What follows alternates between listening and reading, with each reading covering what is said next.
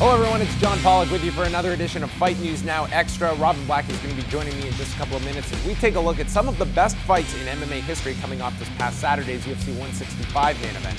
In the news today, Shinya Aoki is cutting down to 145, a new featherweight fight has been added to 168, and a Brazilian fighter passes away due to weight cutting.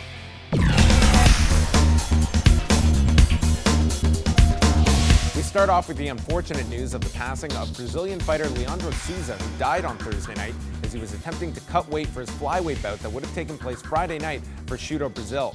Souza passed out while he was 2 pounds away from making weight and rushed to hospital, where he was pronounced dead at the age of 26. A featherweight bout between Dennis Seaver and Manny Gamburian has been added to UFC 168 on December the 28th in Las Vegas. Seaver is coming off a loss to Cub Swanson in July, while Gamburian had been victorious in his last 2 fights over Michihiro Omigawa in August of last year, and then missed a full year of action before returning this past August to get a unanimous decision victory over Cole Miller. And longtime Japanese fighter Shinya Aoki has been added to ONE FC's next card on October the 18th in Singapore and will fight at featherweight for the first time against 11-5-1 Cody Stevens. Aoki was last in action this past April, where he submitted Kotetsu Boku.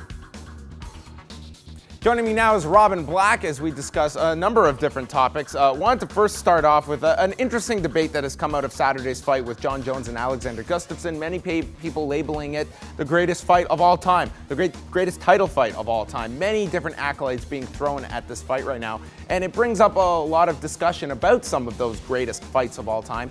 First of all, this fight coming off of this Saturday, what kind of label do you give it? I don't know yet. I like to watch fights lots of times, but during the moment, it was as great of an experience as you've ever had, because it was so back and forth and so close and so many peaks and valleys in it. It was one of the great fights of all time, for sure. Hard to say the greatest. And, you know, we could go back and watch Dan Henderson versus Shogun and argue that those are 2 of the great 205 fights of all time. You know, watch them both side by side, which one's better? I mean, that's just a recent one. So if we're looking there, never mind going back to watch Pride and all these other ones, it's tough to say that yet, but it sure as hell was a good fight. It seems that there's also a pattern of fights that really do connect on an emotional level, and much like with Alexander Gustafsson, fights where a perceived outcome is kind of thrown on its head. I mean, I think that's part of the reason why Anderson Silva and Chael Sonnen in the first fight is so well remembered, in that very few, I won't say nobody, but very few were giving Chael Sonnen much of a chance here against the best fighter in the world at that time in 2010. And here is a guy cruising to victory, and like that, you know, the victory is snatched away from Chael Sonnen in that fight. And that fight was, you know, you watch that on mute and you don't have the context of that particular time. Maybe doesn't quite hold up as a straight fight, but on an emotional level, I mean, that was an incredible experience if you were watching live. Yeah, no, you make a great point. If you don't know who Chael Sonnen is and who Anderson Silva is, the greatest of all time, some mouthy jerk, you know, if you don't know all of that, maybe it doesn't have the same thing. But that is another one where while watching it, you're like, you know, you're holding your head. You can't believe that he's about to beat Anderson Silva after dropping him, punching him, beating him up for 4.5 rounds, and suddenly it's stolen from him. That was a brilliant one. There's other ones that somehow are just brilliant fights because of both guys' desire. There was one that always did it for me. I've watched it a lot of times. I haven't watched it maybe in 6 months, but Roger Huerta versus Clay Guida. I don't know if you remember that fight, but you don't need to know who either of these guys are. You just see how desperate they are to win this fight and how evenly matched they are, and that was a great one.